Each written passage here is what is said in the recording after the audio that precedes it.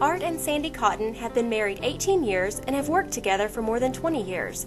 The two have managed a blended family of 4 children and now work together at Oklahoma City University, where they are role models for students and peers alike.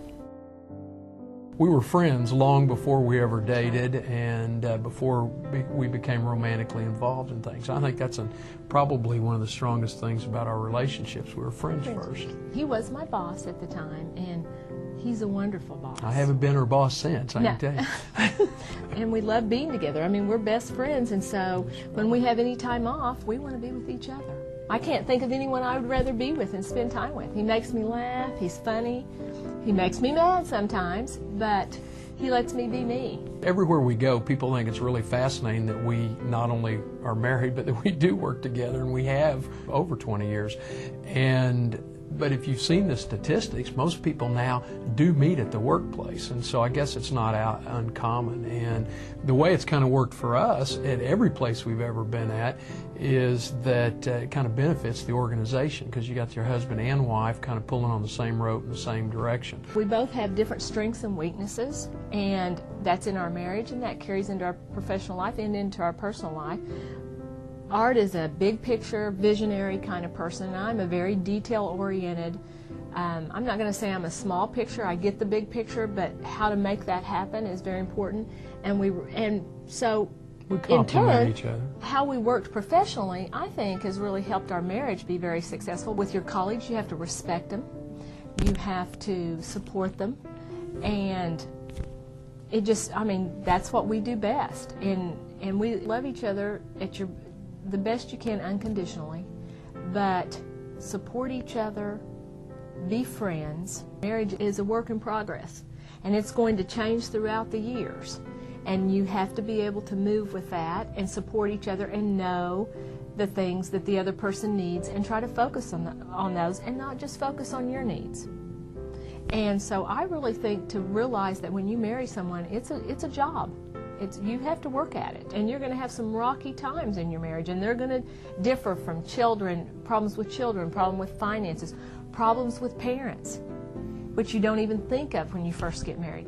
And you just have to know you're in it for the long haul, and you need to be there and support each other.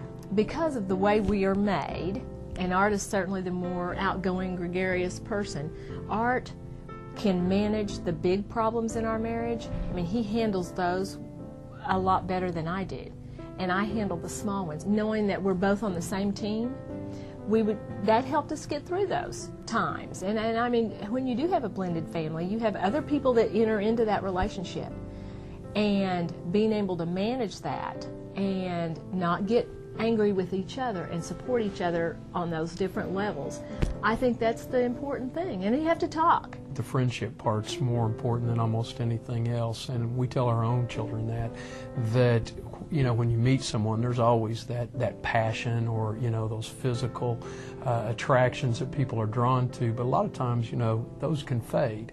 But if you're friends, I think if you're friends first, and you do have to be understanding and respect the person as an individual, that love continues to grow and it doesn't fade. Whether it's personal or professional life, I think most things fail because of lack of communication or miscommunication. I think a lot of times it's either or, and if you don't communicate, you've got a problem.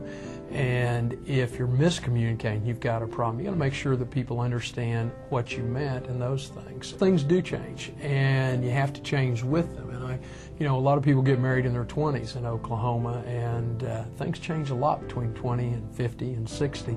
And if you don't change with them and stay connected, then it's a tougher time, I think, for marriages. And you know, we still date. And through the whole time we've been married, we've always made time to have a date.